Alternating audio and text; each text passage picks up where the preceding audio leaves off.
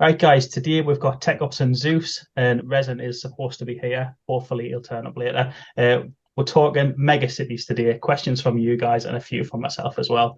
Do you two just want to quickly introduce yourselves and let us know which Megacity is representing? Zeus, do you want to go first on that one? Yeah, hi everyone. I'm Zeus. Would have seen me a few times, I guess on tech stream or otherwise doing E2 news stuff. But specifically talking about megacities, I founded two of the megacities. One of them is called Wakanda, is more popular, and then just down south of Wakanda there's Asgard. So these two megacities were founded early Jan. Wakanda was 11th Jan to be specific, and then I think a few weeks down the line, Asgard was founded. Good stuff. And you, Techops?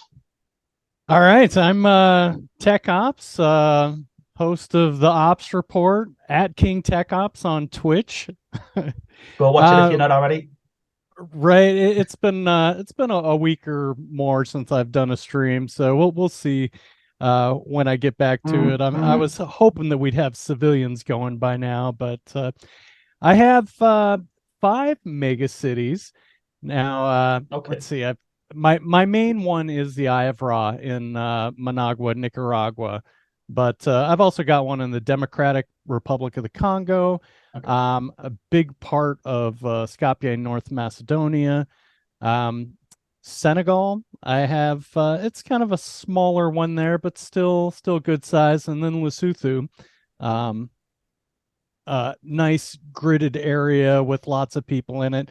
All the megacities that I've got are the old tier 1 megacities. There was a lot of older players that had bought a lot of properties within them, and depending on which one it was, there's there's a high density of players in there that oddly enough aren't a lot of them aren't here anymore, so it's made it particularly good for raiding lately. Yeah, that'd be a good advantage for you being that kind of early in those. Are those the ones you set up when you were part of Guidebook Gaming? Right. And it's like a couple of those. I believe it's more of Lesotho and Skopje we set up as part of Guidebook Gaming, but the Eye of Ra, Senegal, and Democratic Republic of the Congo are all pretty independent megacities going on there. Fantastic. I'm Pacey and I represent Tune City. I'm probably one of the most recent megacities. I think it was only 2-3 months before T2 land even dropped as well. So the vast majority is T2, but there's a lot of T1 and C1 just to the side of us with the organic minsk tiles that were there before I started building. Right, now onto the questions. First of all, how would you guys define a megacity? What is a megacity to you? Do either of you guys want to take that one first? Go ahead, Come on, Zeus, you got this. Well, I'll take this one first then.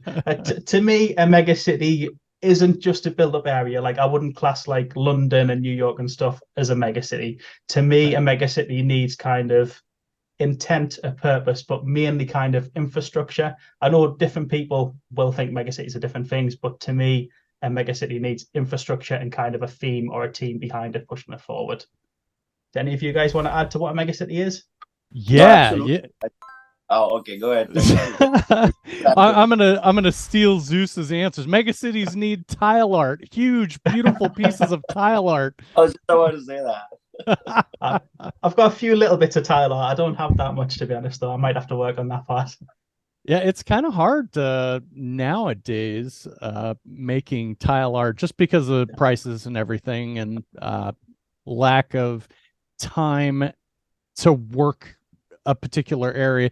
When the red energy came out and there was new C1 tiles, there just really wasn't time to plot out a lot of tile art to do anything with that. It's more about getting the bigger properties so that I don't know, you could have some more droids for raiding, I think. Yep, that makes sense. Right. No, absolutely.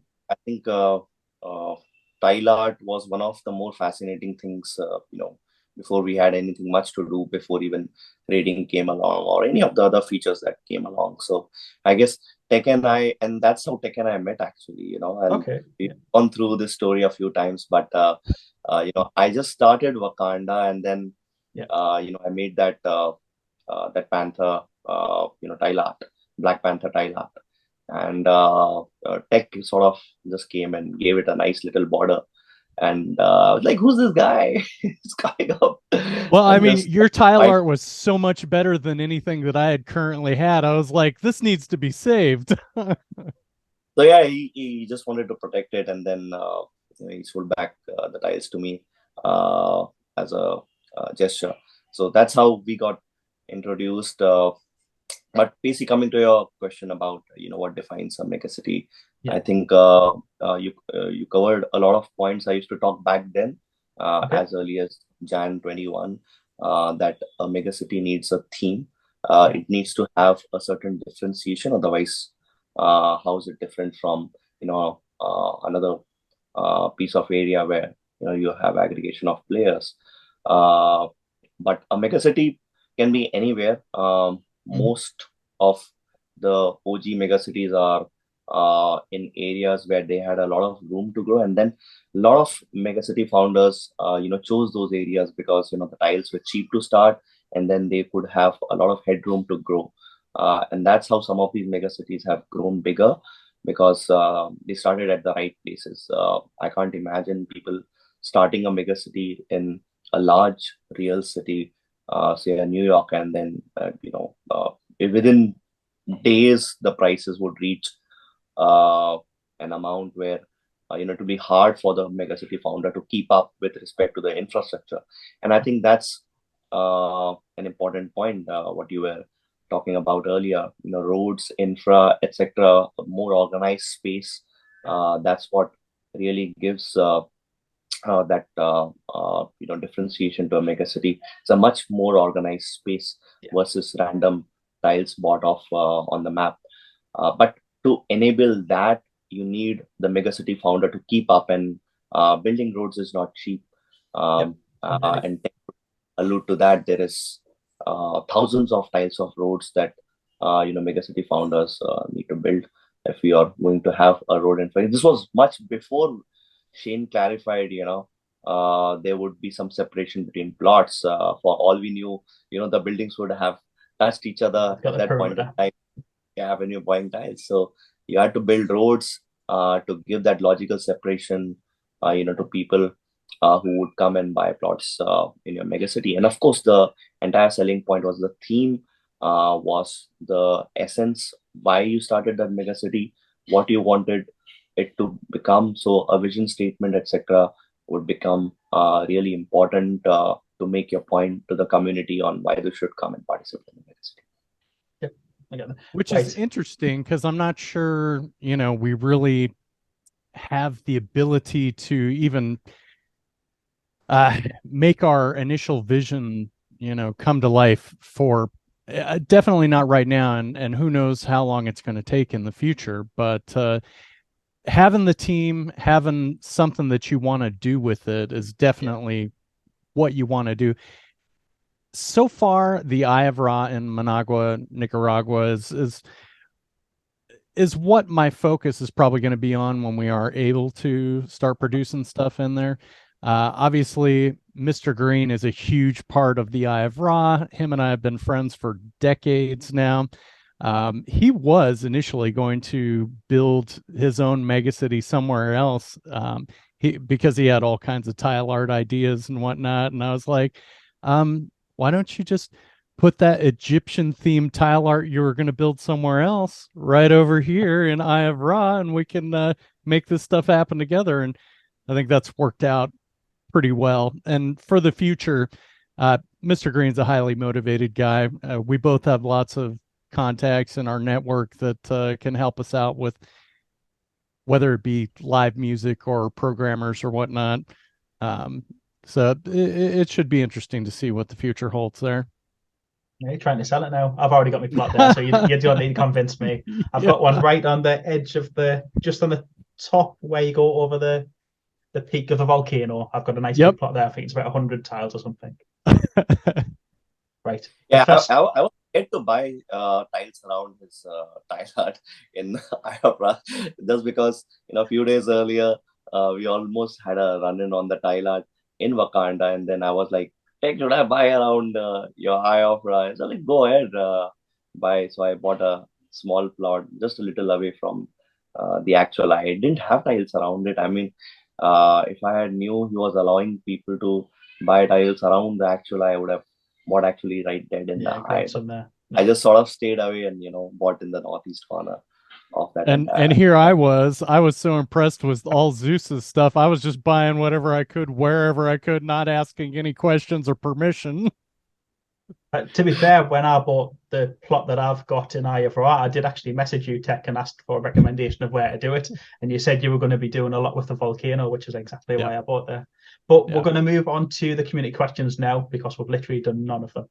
But the first one is from Bugs, and he is asking, what is the incentive for our avatars to come to your megacity and not others? Techops, do you want to start that one? Sure. The incentive for our avatars to come to your megacity and not others. Well, I would actually hope that everybody's going to be going to as many megacities as possible. And I feel like depending on who the player is or who the founder is, they'll probably have different things that are going to be available for as attractions. Mainly in my head, I'm really impressed with in the E2V1 video where they're up on the building dancing and they've got the projection screen of the band. I was wondering how we were going to be able to incorporate live music, and just having that projection screen would be beautiful. I know a lot of different bands here in my locality and have talked to several, and of course it's been, I don't know, a year or more that I've talked to these guys and gotten their opinion. Would you like to do something in the metaverse, if we set up the cameras or however it's going to work? Hopefully everybody's still into it when we're finally able to get that going, but my main thought is live music as far as an attraction goes. Zeus, do you want to take this one? Yeah, I have a couple of thoughts there. Of course, it all begins with why you started the city in the first place. So, what's your vision and what's the theming? My theming was pretty simple. My city, Wakanda, is exactly at the same spot in Earth 2 where it exists in the MCU. So Wakanda in MCU exists at the same spot as it exists in Earth 2. There's a nice little map. I went around showing people why I started the city at the spot I started it. The second thing is about scale. So while I have two cities, but the objective was always to ensure there's some cross-pollination between these cities. So they're very close to each other. And so while one city is in Ethiopia, the other is in Kenya, but they are right at the border. And luckily, the spot where the city exists in MCU is along the border. So I could have two cities in two different countries and yet within distance of each other, which is easy for people coming to each of these cities to cross-pollinate, and traffic can flow between two cities seamlessly. So that's two. The third thing is really, and it comes from the vision, etc., the visuality, and there are certain elements of the city that you have thought for to build when eventually there's an opportunity to build, and it has to have different dimensions. So a megacity really needs to be multidimensional. It has to have different things for different people, and I'm not just talking about random structures, but from an activity perspective, there should be different set of activities you could do in a megacity. You should have the ability to own up different areas in a megacity because different areas are themed differently. So I think all of these things put together, give a more holistic sort of shape to the eventual execution that I want for Wakanda and Asgard. Sounds good. Yeah, support each other by being nice and close. Yeah, right. I'll give you why you should come to Shun City instead. I completely agree with Techops that I don't think people are just going to stick to one city, though. I think they'll go to one city for a certain thing and one city for another thing. So I don't think we kind of have to just get people coming to the one. I think they will support each other nicely and promote each other's events and activities and stuff that are going on as well. But for Shun City, I've grabbed an absolute ton of EPLs that should bring traffic, like dirt bikes, mini golf, dominoes, backgammon, library, tons like that. So hopefully that'll bring the traffic coming in. And it's also built over Minsk if we get the ER features. So you'll have lots of people in the Earth One realm hopefully interacting with it as well if it does well there. So yeah, so that's my take. But we're going to move on to a question from Erin. Erin now, sorry. Right, where did everyone's megacity names come from? I think we've kind of briefly covered those apart from mine. Tech, do you want to quickly go over yours? Yeah, you know what? Actually, because I have 5 and initially, I was working with the other guy. Some of the cities, I don't think I'm going to go with the same names that were originally planned. Obviously, I have Ra, because it's got, the 3 750s that make up the main Eye of Ra in the volcano, and then all of the other Egyptian theme going on there. That one stays. That one's good. That one is well known about. But as far as Techopolis, Techopia, Techlandia, Techtionate, all of the other ones, we're gonna have to see what's going on. I like Expo City in Skopje is pretty much you've got the main part of what was originally built, and then there's the giant chunk that I had built, and then Expo City on the other side. So Expo City, although I'm not sure if they're around too much anymore, they had a really good marketing thing going with getting partners.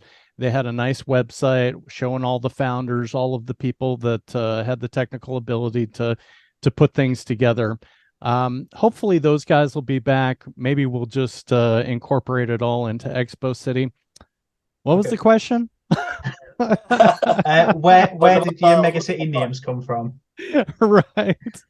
Yeah, probably late nights, too much coffee, and yeah, something like that. But Techops names are subject to change apart from Eye of Ra, essentially. Yes. What about you, Zeus? Yeah, mine are pretty obvious, I mean, I wanted to have a mythic city going, and then, I thought, hey, there's already a mythic city which is sort of popular, and pop culture, and Wakanda, and then started to research, okay, where do I place it? Then I found an old MCU map where it said, okay, that's where Wakanda was. Yeah. And I put the city there, and then I wanted to sort of, expand it down south, and then I said, okay, let me go with another one, call it Asgard, which pretty much very organic to sort of the entire vision that Wakanda had, mythic city, something which is great for visuality. It's very visual when you build it. So if you see Asgard Wakanda in MCU, very visual and very beautiful. That was the thought to go in with when I started these. Yeah, so people know exactly what they're getting. Right, and the name of Shun City came from, well, Shun, basically. I do actually have an origin video on where the word Shun came from as well, but it's just a playful combination of Shane and Soon, which was coined by Apple Pine. And when I was first thinking about creating a mega city, I messaged Apple Pine and I was like, would you mind us using this for the city name? I was like, oh no, that would be brilliant. When I told him the theme and stuff, he was the first person to buy his plot, and he bought them right next to my central one where the EPL is. He's since sold it, and I think he's pretty much left Earth too now. He doesn't really seem to be active. But yeah, it was nice to have the person who coined the term there. What was that, sorry? There were 3 people in that conversation when the word Shun coined. I was one of them. I have that entire conversation screenshot there. I made a nice NFT of it when I was doing Earth 2 cards, and we had a Shun card where we commemorated the creation of the word Shun, and it was basically just rambling stuff and what to call to whatever Shane was saying in terms of coming soon, and then that's the entire variation that came about, and then somebody said call it something, and then somebody said call it something, and then eventually it came down. Apple Pie said Shun, and then it sounds like that's the one that just stuck. Yeah. I'm glad that it came off with a positive connotation rather than just Shun, meaning Shane said Delays. soon, so it's going to be a while. Completely. Yeah, I hadn't even thought about it like that. Yeah, it could kind of go that way, couldn't it? He has stopped giving us dates recently, though, so hopefully it doesn't stick. Right. Next, we're going to move on to Wookie. He is asking, what are your fears for your megacity? Zeus, do you want to take this one first? Yeah, not really anything internal, but of course, you're dependent on what sort of features or what sort of tech is enabled by the platform itself, and then whether those features and tools are going to be enough to translate your vision to the eventual execution. So I think that's something that every megacity founder thinks about whenever we talk about what's coming in terms of features and how the actual build out is going to happen. But apart from that, I don't think there's any real fear. I've always maintained for a platform like Earth-2, the megacities are the end game, because that's where eventually people will be. There's an area which is actively managed and built by a founder. Of course, the founder has to be active, for the city to thrive. And then you have, people congregating in one space, which leads to community, which leads to, interactivity inside the 3D environment when we are able to dive in.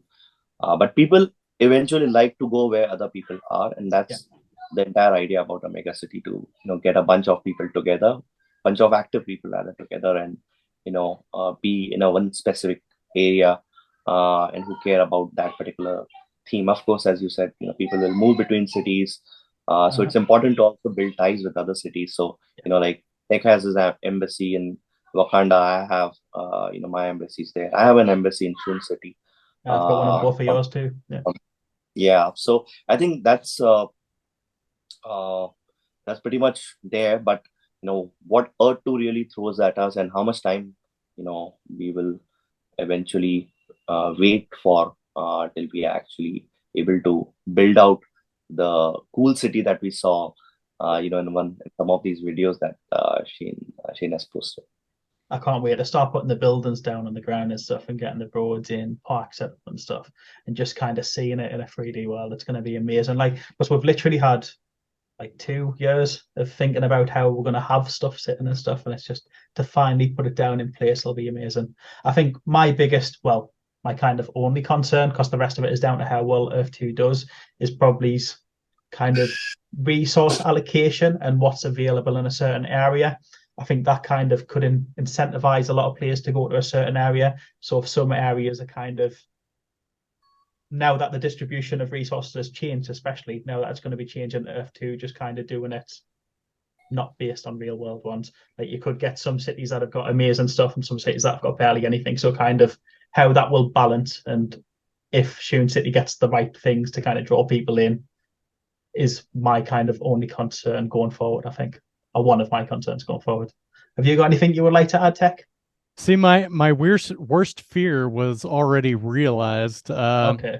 I didn't know that it was going to be a fear until it actually happened, and that was some graffiti to one of the tile art pieces. I know that one. Right? Okay. Yeah, Anubis had some extra parts that we didn't want him to have, and oddly enough, back in the beginning, it was a little bit of Wild Wild West, and during that time, we were able to make some things happen so that we were able to get the property back.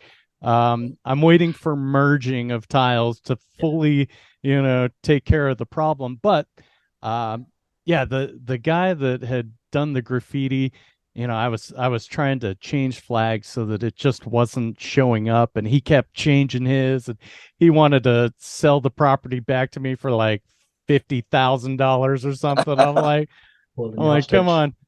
Yeah. So, but in the end, it worked out, and ever since then, whenever any tile art gets done, at least by Mr. Green and myself, we make sure that it's well protected so that nothing bad can happen No, to it. I learned my lesson to protect every tile that I did after at that first run with tech. And I have done about now 13, 14 big tile arts across and for different people. As I made friends. But I always told them, you got to keep the budget to protect the tile art. Yeah. And Predict almost invested $1,000 just to protect her ship that I did for her. Talking about Predict, she has a nice megacity. She has Emporia there, which, of course, was started by, you know, somebody called as E2, the was Tech's best friend back Right. then. Yes. And then that city got acquired by Predict. I'm pretty much involved in that city. I have about 10,000 tiles. Okay, that's impressive. Entire Palm Islands, off the coast of that megacity, that entire area, sort of on water. So I built them. So I was very involved in megacities. Back in Jan 21, when the entire hype was around. Who has the coolest, biggest, meanest megacities, and Emporia was, back then one of the biggest ones. So I said I gotta have a nice little center down there, and then I bought that entire. That was the Palm Island Island. Back then, Dubai was locked, so why not create a Palm Island, in one of the megacities? Yeah. Well, Predict, if you want to come on, I've already messaged you and asked and you said no, but if you want to come on and talk about your mega city sometime, you're more than welcome. Yeah, I would happily have Predict on this panel, but I don't think she's one for camera. Right, let's move on to the next question though. This is quite a good one actually. Are there any big property holders in your mega cities that are inactive? I already know there is. Do you Not answering that. I've lost the question. And are there any plans to try and contact them to get them active and interested again? I would say at this point, with the functionality of the site being that inactive property holders are actually beneficial to the people that have property around them. Not necessarily any plans to get a hold of certain people. I can't really think of. I don't think Tech fancies losing his rating arms pretty much soon, so he's not calling anyone to pick up. Yeah, no, it's just been great. Other than the fact that I have my son and Mr. Green in most of the areas that I raid a lot, and if they're on a rampage for raiding, then that takes away from my stuff. But otherwise, being in one of my megacities is pretty useful, and I have noticed there's been several 4-tile plots pop up so that people can try and capitalize on that, but it hasn't affected it too badly. I get that, especially with kind of how early your cities were as well. I'm guessing there's probably about 89% of the players gone now.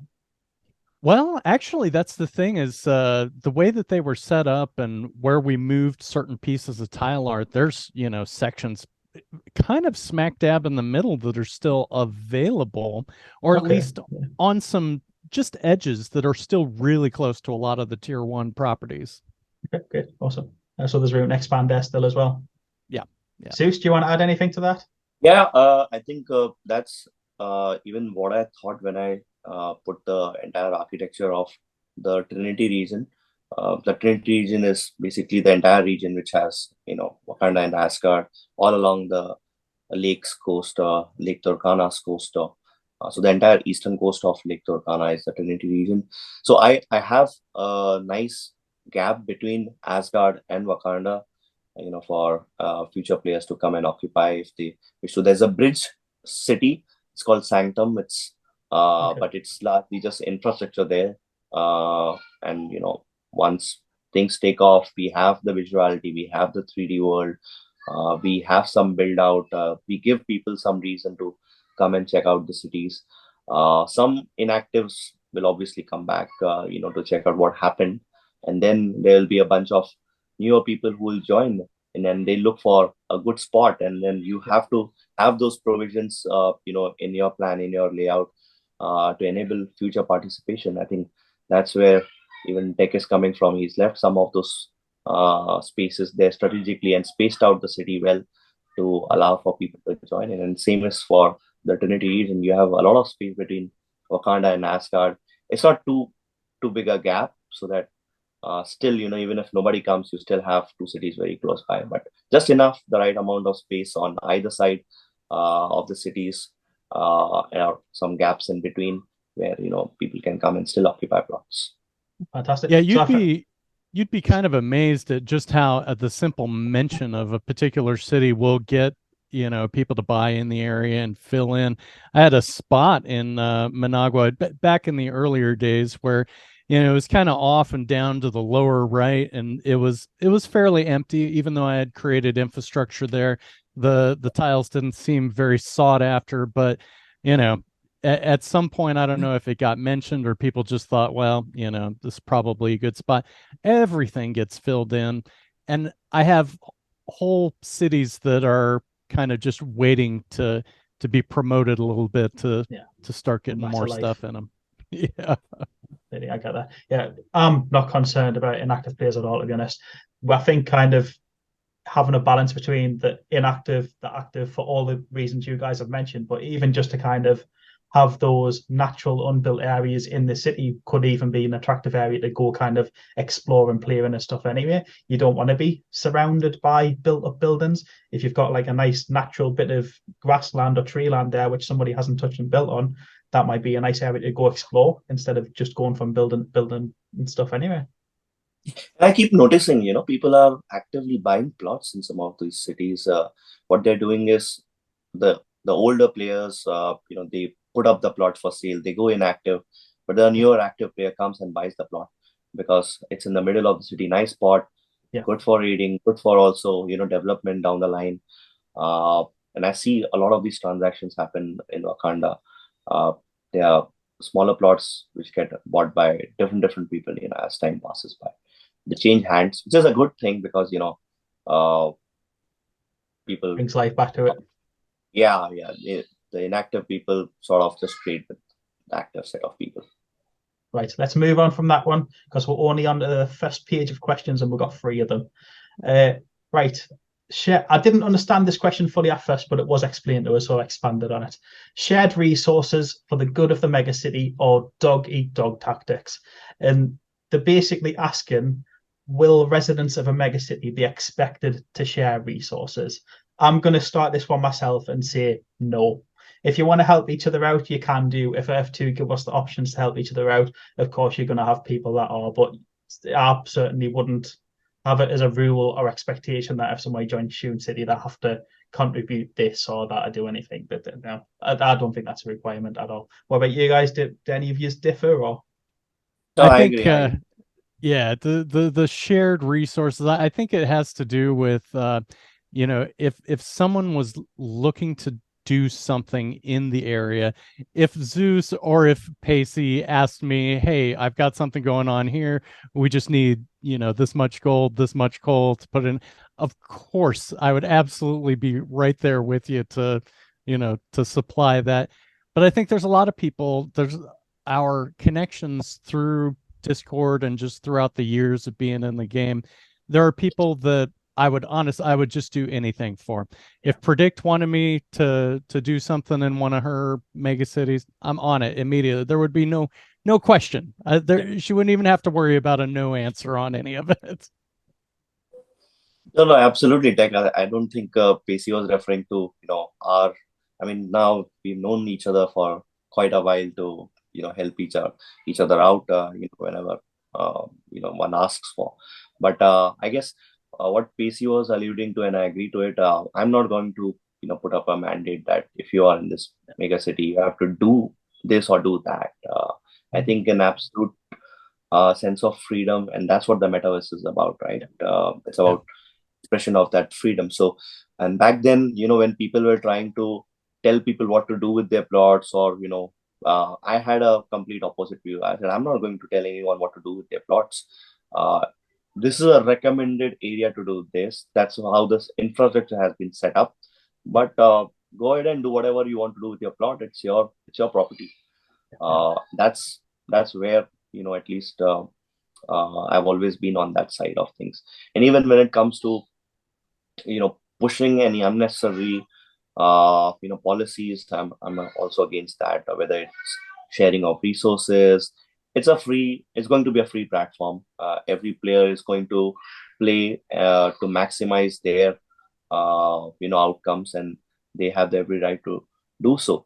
Being the founder of a megacity, yes, I guess in some way or the other, there are two ways I think we can help the users. One is, of course, sharing our knowledge and our experience, because we've been around since practically when the platform started. So there's a lot of information sharing that can happen within the channels of that city, so to say. I think every other major city has their own Discord, and has a set of people who would not hesitate to help the fellow users who are in their cities. I think that's where the real value add is. Of course, some of these things can help people a lot in terms of just saving resources, not spending them otherwise, or wasting otherwise. For example, if somebody would come to me and ask whether I should buy an EPL with $5 or 400 essence, I'd say go spend the $5. Don't bother spending the essence. It's too valuable, right? But for a new player, they might be not so well versed with what the future expected value of essence could be. I think that knowledge sharing between the community, I think that's far much I value that much more than just putting out a random policy that hey, you gotta share resources with each other or whatever. So basically, residents, none of us expect you to contribute to us as Megacity founders, but if you need a helping hand, we're more than going to be there for you. So I think we'll all kind of agree on that one. But let's move on to a question from Kissy. She is saying, I would love to know how players with multiple large megacities plan to handle the masses of people in the cities. How will they be structured without people, just buildings and doing what we're there? How will they be structured without people, just buildings and doing what they want? Oh, basically, I think she's asking, how are you going to structure the megacity to have a consistent theme, but also while people are doing what they want within their plots? Well, for one, that's why I like being live on Twitch, because I just wing it.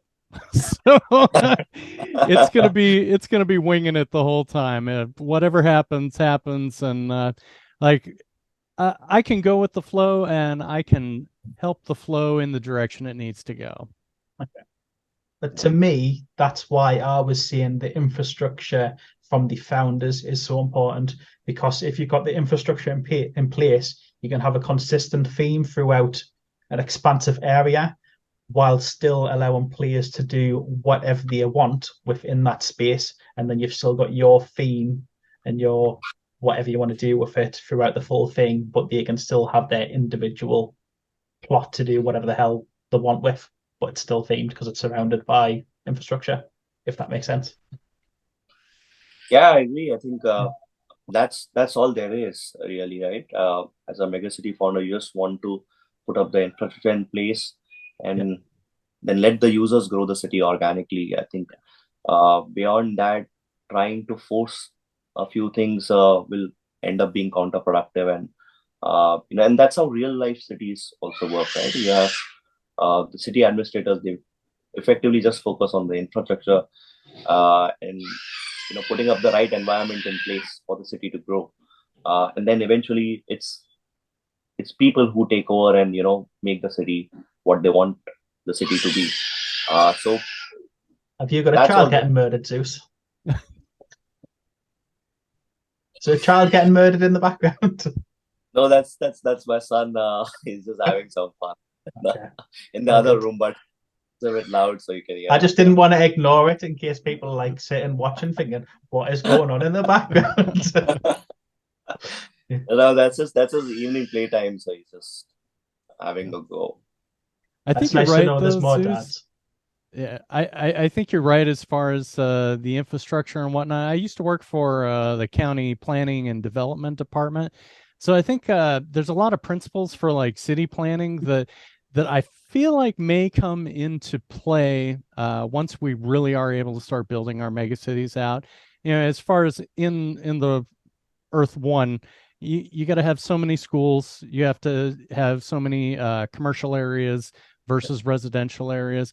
So finding out what kind of buildings, what kind of infrastructure we're able to put in there, you will have to plan out where all of those are going. And if you do have a large area that you can work with, I mean, as far as distance, you know, being able to put something way over here and way over here and everything in between should be very helpful. So boys have got kind of equal reach to all the bits that they need to get to and stuff like that. Yeah, or just providing things that maybe other players might not have thought about putting in that particular area that would be highly useful. That makes sense. Yeah, or things that are kind of particularly expensive or unreachable for the kind of average player and stuff like that as well. Yeah, it's a good thinking.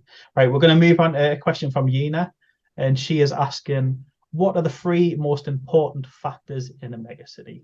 I'm going to jump on this one from the start, and I'm going to cover basically things we've literally just mentioned: infrastructure, active players, and a drive and passion from the founders. I think those are the 3 key things that are going to drive any megacity forward.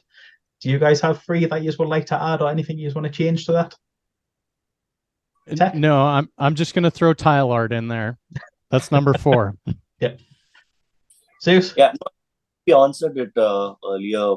You know, when we covered the question of what's going to drive people to our megacities, and you know, if you just to repeat myself, it has to have a clear vision, at least a rough vision of what you want the city to be. Second, you need to have the proper infra in place. I think we all sort of agree on that. And third, you know, the execution of it eventually has to mirror whatever best tools and features you know, the platform provides for. I think those are the few things. And of course, you know, the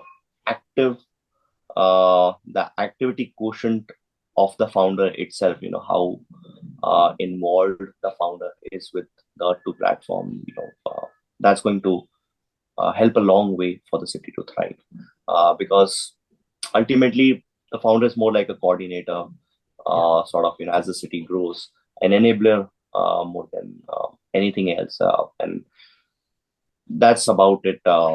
Nothing more, nothing less. Yeah, I like that. Yeah, well said. Right, we're going to move on to a question from Jolly Roger, and he is asking, how would you reckon the management of these cities will be decided? Who decides on building rules, infrastructure, development, etc.? Do you envision a special role for yourself? What would that be and why? Would you levy taxes to fund the running of your megacities? Well, I think that's a lot of what we've covered. We've covered kind of how we'll handle the infrastructure and development and stuff like that. I think a lot of it, as Zeus was just saying, it depends what features we get from Earth 2 themselves. Obviously, we're going to start doing things in the order that they allow us to do them as well. So we can't kind of pre-plan those things. If we get roads, we'll start adding roads. If we get buildings, we'll start adding buildings. If we get mine processing things, we'll start adding those. If we get houses for civilians, we'll start adding those. So we kind of need to see what comes. As for levies on taxes and stuff like that, I don't know. I don't even know. I can't even comprehend how that would work in terms of megacities and stuff. I don't think I would want to force any sort of taxation on anybody that was in vicinity, because I don't really think that's a fair thing to do unless they knew about it before they went ahead and got the land and stuff anyway. I would, if I owned the land and they were using the land, but that would be player contracts rather than people that have got their own land in my city. Yeah, I wouldn't want to do any levies or taxes or anything like that. Has anybody got anything to add on that one? Yeah, I don't think we can, you know, really see the full vision until we get the DAOs and the voting rights for different things. I think they have something in mind. The Earth 2 team actually has something in mind for a lot of that. But of course, the information that they give us is very, you know, sparse. It's limited. You know, we get it when we need to have it. And honestly, I think that their dynamic and the information changes, you know, as things progress, as we find out what's going to be happening, but also as the world changes. There's things that would have made sense a couple years ago when this started that just maybe don't make sense now.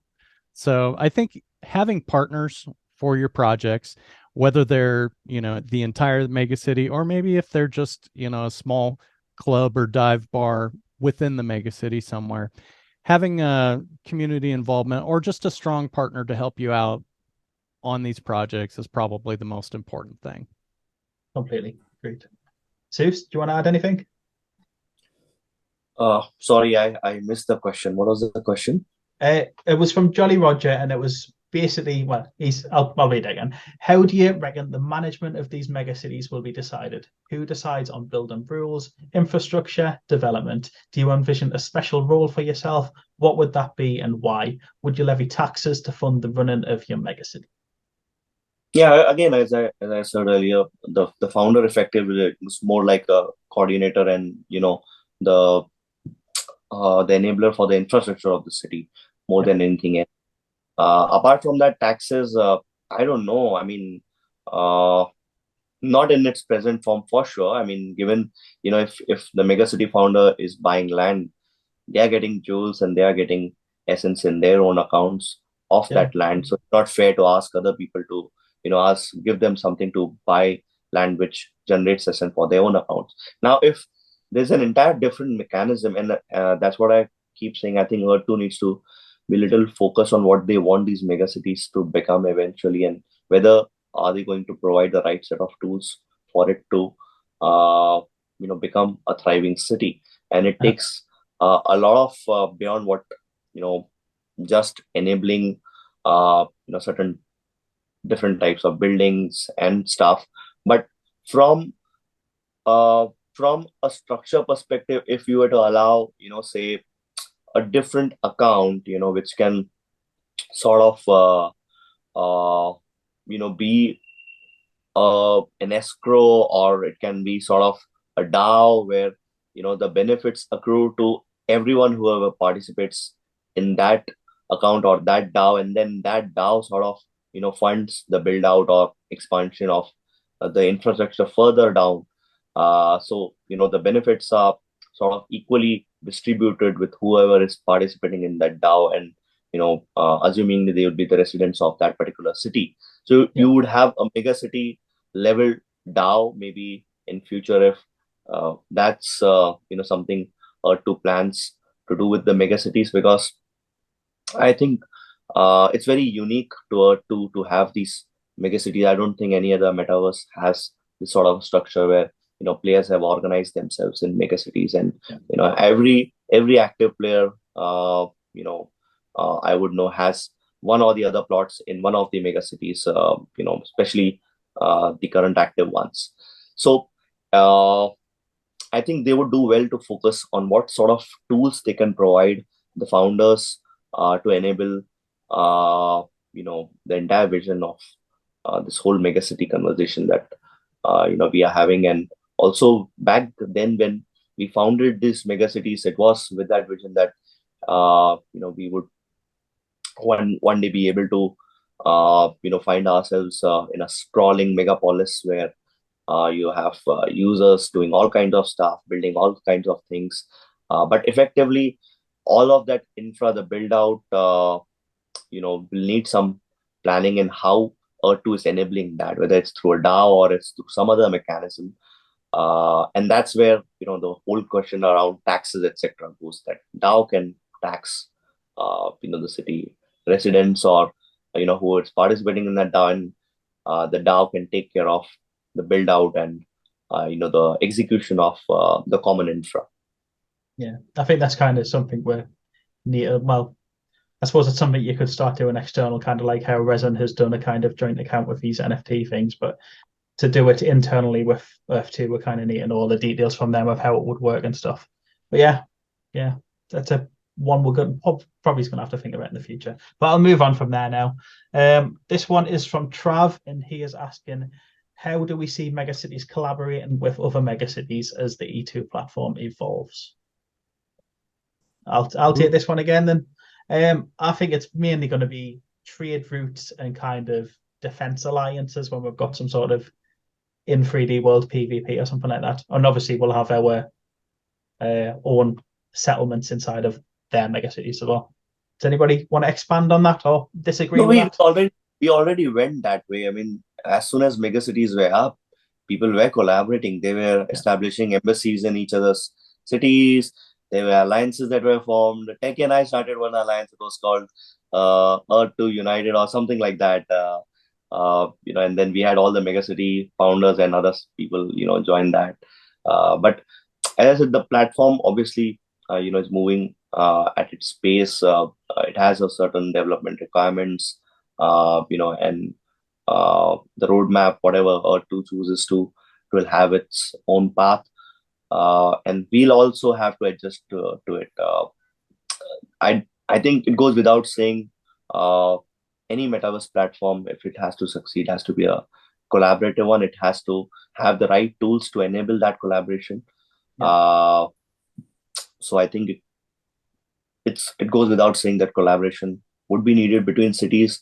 The traffic needs to flow, and people need to have these areas as discoverable. So you don't want users to be just stuck in New York, Paris, and other places where we don't even know how the build out is going to happen, or to what density, into what theme.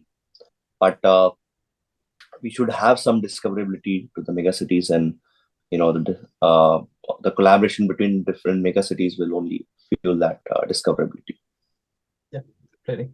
Yeah. I'm looking forward to kind of seeing how it happens, especially when we do get some form of combat, because I think that's when kind of the alliances and collaborations will really come into play, when we've actually got something to really aim for, if that makes sense. Yeah. There's been a lot of people that have had some really good ideas, though. I think Megacities had either he's in the process, or I don't know how far developed it is, but wasn't he making a game called Shoonball that you could drop? Yeah, he had a game that it was an interesting concept that he was looking to drop in, whatever megacities wanted it. And then, of course, there's the little, I forget what the game's called in Harry Potter, but they've got all the little fields that I've got one. Quidditch. Yeah. So I've got a couple Quidditch fields in my megacities, and I'm sure you guys have one too. Yeah. Are you talking about the Evolve guys? They did like the Evolve guys. Yeah, it's just that little thing that looks, I don't know what it looks like, a wing or something. Yeah, we've got one of those in Tune City. They did an event that's either just finished or just about finishing, where it was what's that football cars game? What's that one called? Yes, I know what you're talking about. Yeah, but they've already started organising stuff with that as well anyway, even before we've got anything to kind of collaborate on. Rocket League, that's the one. Yeah. We took part in that. Tune City took part in that. So it'll be good to see what we're going to do inside of Earth 2 when that eventually comes as well. Cool. Yeah. I think creativity is going to spur more creativity between people. And I hope nobody sees it as stealing ideas, just expanding upon ideas and, making the whole thing better. Yeah, agreed. Right.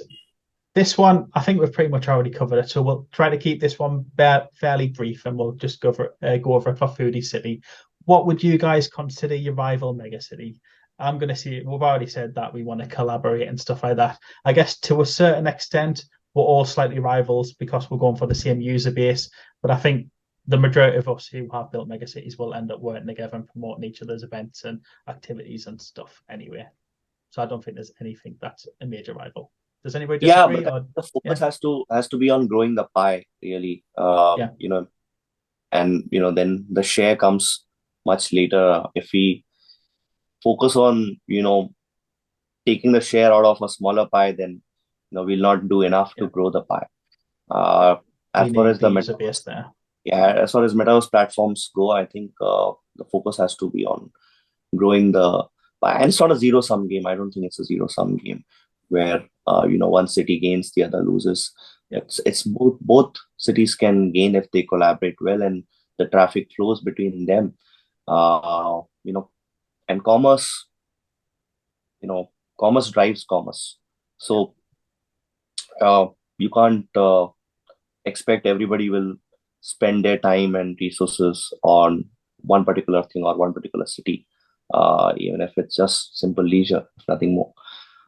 People will always look to go through that other door which leads to some other city and find it different areas. So I think there's a lot of opportunity to grow the pie rather than fight for it, because right now uh the entire focus should be on growing this whole uh category, which is the metaverse. Yeah, the main focus should be getting enough users so that having people in one spot isn't an issue. There's enough to go around.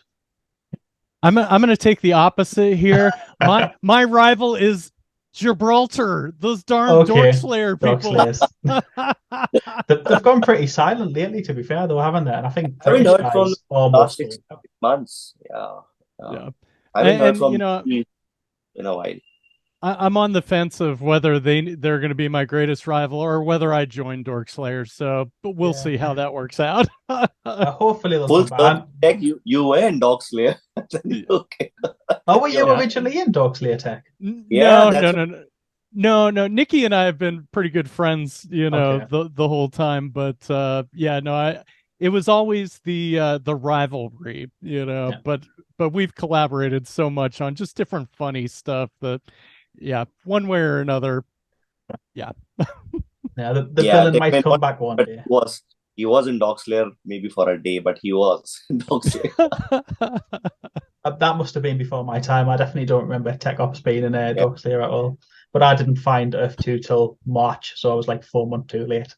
Right, but let's move on from that one. We've covered it. We've got one sheet of questions left, and we've got about 10 minutes left till it's been about an hour. So we'll rush through these ones.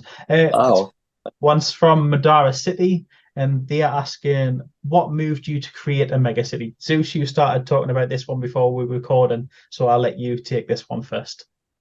Yeah, I founded my megacity literally 5 days into the platform, and you can check the dates, right? My first purchase was 6th Jan or something, and 11th Jan I founded Wakanda. Yeah. But as I was sharing before we started recording, those 5 days felt like 5 weeks because everything was moving so fast. People were buying tiles left, right, center, wherever class ones were available, and class ones were still available at that time. Yeah. And then, just about that time, a couple of megacities had started. And then I said, hey, this looks pretty interesting. And, from the entire idea of just, people coming together, buying at the same location with a shared vision, I think that was pretty exciting to me. And then I just had to find the right theme, the right spot. And then from there, just one thing led to another. And then I found myself involved with 3 big cities. 2 I founded and 1 Emporia, as I was saying. Yeah, 10,000 tiles in somebody else's is an impressive stakeholder, to be fair. It's really good. Yeah, I'm probably the largest landowner after Predict in that megacity. I know Luke Whale, who I've interviewed with. Luke, he's got a massive dock area in, I think it's the same megacity that you're talking about. He owns like a massive coastline there. So I'm not sure how many tiles that is, but you might have a close rival there. But he was telling me about that when I interviewed him. Yeah, Luke has a few tiles in megacity. I think Luke was also a believer in megacities. It would be great to have his thoughts around what he thinks about megacities sometime. There was the same megacity you were just talking about, though. I'm sure it's Emporia. It's one of Predict's megacities anyway. It's definitely one that Predict owns. I'm not completely sure. Yes, Predict owns Emporia. Zeus, sorry, Techops, do you have anything to add to that? Sorry, okay. What was yours? I got lost in the question. I did have something I was going to say, but then right, let me go back to where it was.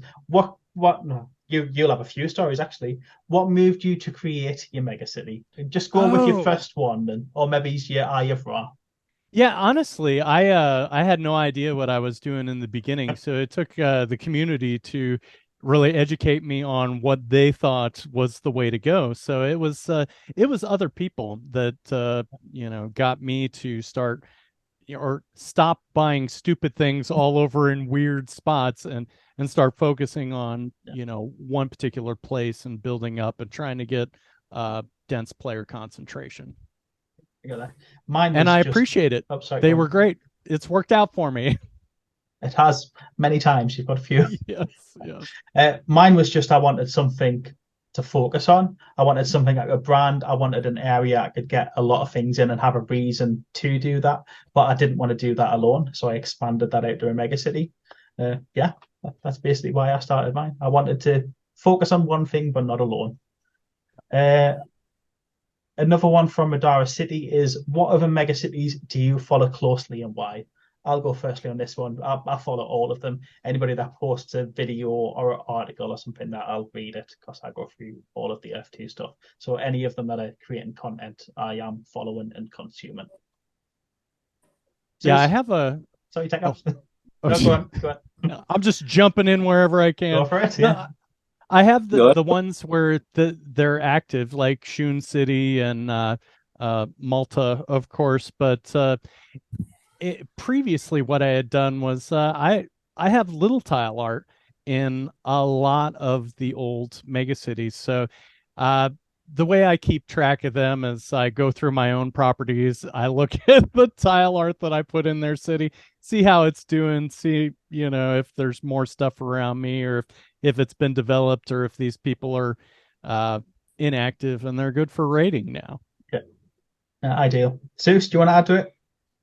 Yeah, I mean, you know, as I said early on, when I saw all these megacities turn up, I consciously tried to have plots, you know, in the center of those cities. And a lot of megacities, I have these small plots, you know, which are again more like embassy size plots. You know, I have it in probably 20-25 megacities across, and that's how, as Tech said, having a plot there, sort of, you know, you visit your plot and you see what's happening around there. There are some cities I have multiple plots, you know, which you know, sort of were really fancy cities back then. I don't know what has happened to them now, because some of the founders have gone inactive, but I'm sure they'll come back when, you know, we have the tools to build out, and that's what also got them in the first place. So I follow most of the earlier OG megacities where I have the plots. The newer ones, not so much, because after a point I stopped buying plots in megacities because I wanted to focus, you know, on my own megacities and on my own portfolio. So I have plots in almost all of the earlier megacities, especially the bigger ones. I think a lot of them are Randy's, and I don't know where is Randy these days, but I have a plot in his megacity as well. I think a lot of the more recent ones, like the ones that have came kind of post T2, have struggled to kind of get traction. Like there's a few that I've saw announced, and then they'll get a few of the hardcore players build around them, but then they kind of stop at that. So I think we're maybe to see some new megacities that are worth getting involved in, we'll maybe never need to see the next rush of players kind of coming in, because they kind of start and then just stop, the ones that I've seen. Yeah, there definitely needs to be a reason. Yeah, it's hard to start a megacity now, because you know, as tile prices climb, there is only so much of infra you can put in. That's why, you know, the megacities started earlier in early Jan, sort of, you know, had that runway to build the infrastructure as the tile prices climbed slowly. And then of course we had tier 2, which came in, which enabled that push, you know, to expand the cities. But even T2 has now reached a certain level where you know, you cannot add a lot of infra without spending thousands and thousands. So it's hard to sort of build a megacity now, but then you never know, you might have a whale turn up and say, I'm going to drop $1 million and build the biggest megacity there is. You might be right, actually. You could get like a massive player come in and literally just buy up an entire country and turn like the full country into a megacity, where you might be tiny little fish compared to the sort of people that we might have come later. We're going to move on though, because we've got very little time left and we've got 2 questions left. This is a well, I'll read the question out and then I'll go through it. E2 Piehead is asking, is your city a place where children and single women should expect to feel safe? I personally don't think this has got anything to do with us. I think this needs to be stuff that's built in Earth 2. I think Earth 2 by default should be PG. And I think there should be age-gated areas if people want anything more than PG, where you have to be verified for. So I think that's kind of down to Earth 2 to implement, and the individual plot holders to put them in place if they want to. But yeah, I think everywhere inside of Earth 2 should be safe for kids and children by default. But I don't think or something should be developed, like in VR chat, you have like a rating system where, you know, certain people are safe because they've been around, and there's got to be some kind of system where you can shut out the undesirables, because there's gonna be plenty. I don't think any particular megacity is going to be able to do that. It's got to be more on a player-to-player type situation. Yeah, like blocking and stuff like that, or I reporting. think that's where the tools, Earth the 2. filter, the right tools, the right filters. I think that will go a long way in, you know, giving people self-policing rather than, you know, the platform trying to do it. The platform, I think, should behave as how internet behaves. You know, you have everything, and then, you know, it's up to the users to sort of, or, you know, if they are kids, it's up to their parents to sort of, you know, keep an eye on them where they are doing what they are doing. But you know, from a platform perspective, because the scope is so wide, it's very hard to sort of, you know, be so restrictive and say, I'm not going to allow this, I'm not going to allow that.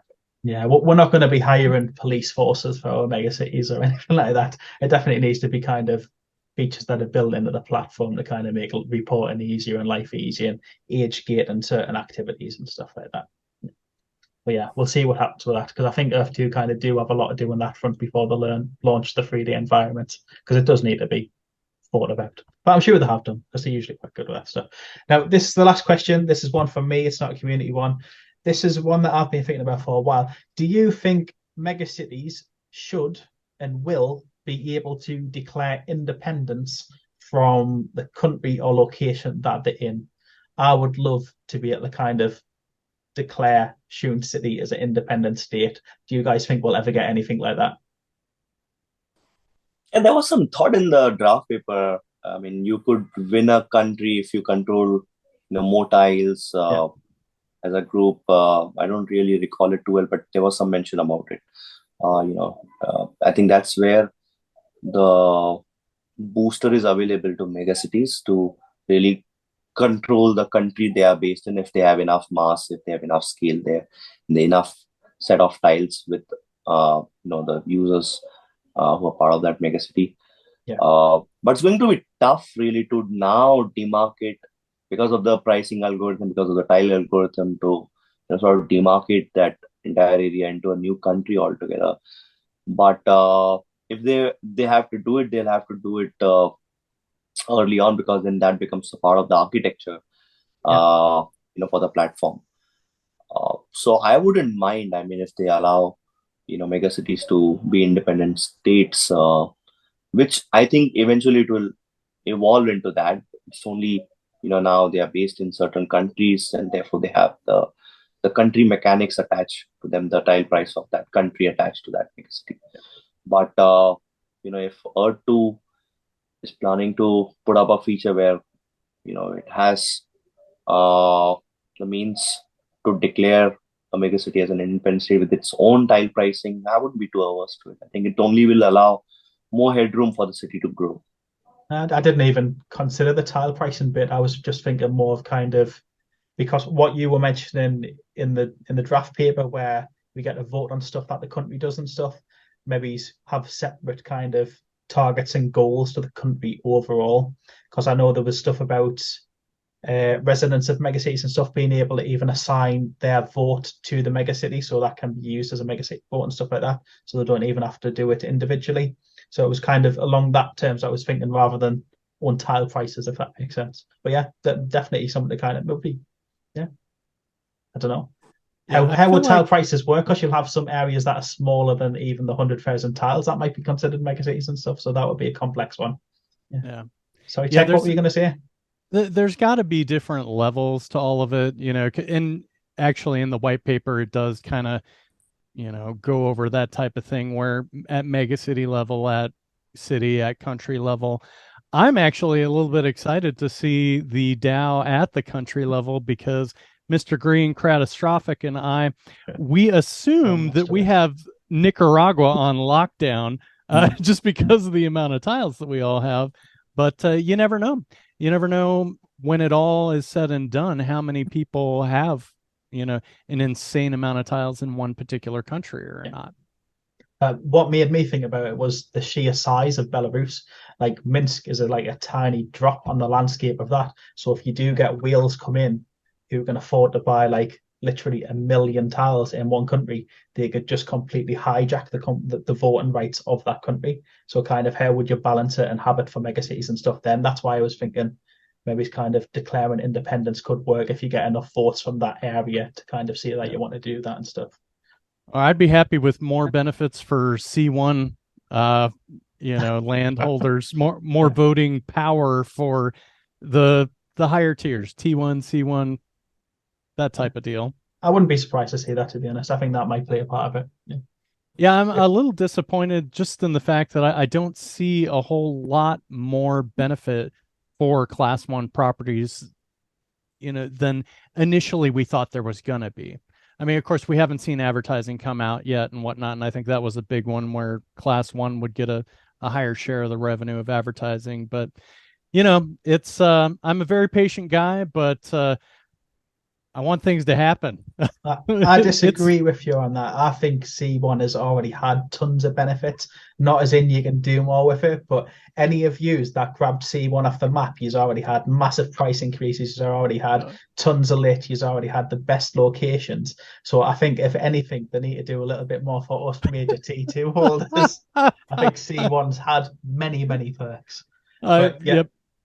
That's everything we've gone through. Is there any topics or areas that either of you guys want to cover before we call it a day? Yeah, no, I just want to share comments on the tier. See, they went the tiering way, so I don't think they are going back. So for all practical purposes, T1, will share most of the benefits irrespective of the class.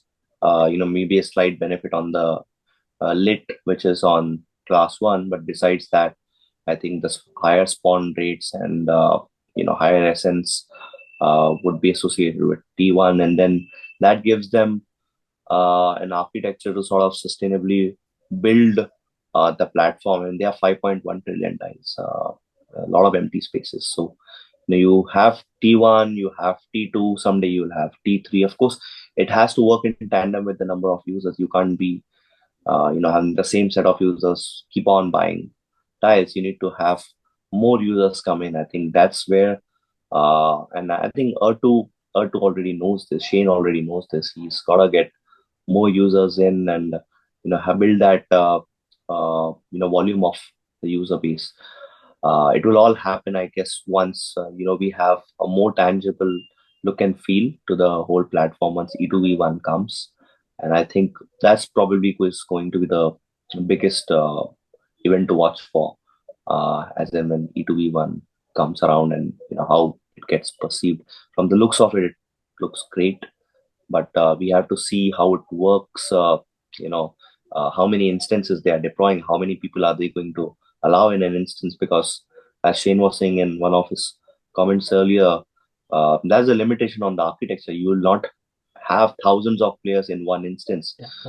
So we might dive into E2V1 together, but tech, you and I can be in different instances. We might not be even seeing each other. But if we want to go in one instance, then we have to consciously choose an instance which is non-populated, which doesn't have other players, so that we spawn in the same instance. Because that's the limitation, from an architecture perspective and how the servers are sort of designed. So you'll have multiple instances running off Earth 2. You will have very few players in that instance. The problem will be, how to, give it a feel where enough people are doing enough things, and you see a lot of activity. So while we have the feed and all that, it gives that perception that a lot of activity is happening. But when you will dive into 3D environment, that's going to be the biggest challenge, I feel. For E2V1's success and showing off, a lot of activity, a lot of action happening. despite this limitation of having only very few set of users being able to dive into the same instance. Just to pick up on a part that you were saying about we need to get more users coming in and buying more tiles, and we're going to get the C3 and stuff.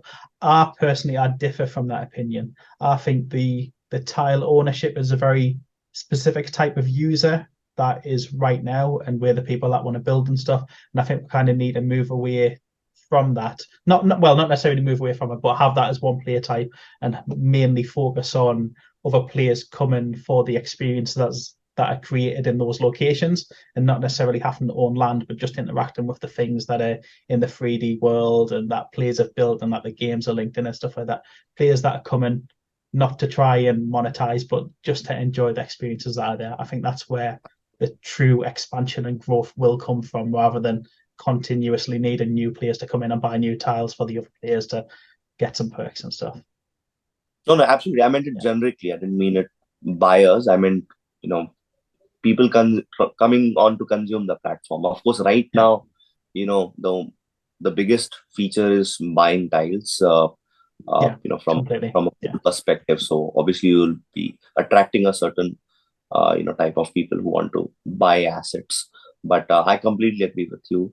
We'll have users who will just come and consume the environment, just have a nice time, or, explore, or interact with other users onto the platform, or might just come to participate in the economy. You'll have contracts and all of that stuff. So users may not necessarily just want to come in and invest. They will be investors, but you'll have all the other type of users. I think they have already mentioned and defined these type of users in the draft white paper. Yeah, the player types. All of those things. Let's see how it pans out. Yeah, it's going to be exciting over the next year or two when we'll finally see kind of all those things starting to come out. As soon as E2 V1 drops, or even when we get the draft paper and see more what they've got planned for it. Yeah, it's going to be cool though. Right, does anybody else want to? Yeah, I have some closing remarks on Megacities. Okay. We don't know what we're going to be able to do, if we're going to be able to make our dream come true. We've never known.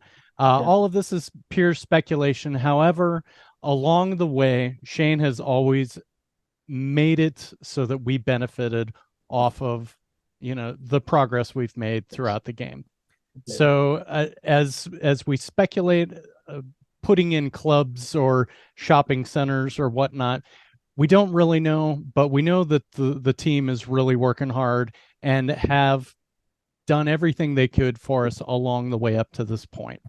Yeah, very well said. I think that's a great kind of statement to close the interview on as well. Techops, Zeus, thank you very much for being my guest. It's been an absolute pleasure. If you guys want to send us over some links to your Megacities and stuff, I'll put those in the video description as well. So if you guys want to join those, they will be down below. Right, peace out, guys. Thank you very much. Speak to you later. Bye. Guys, bye.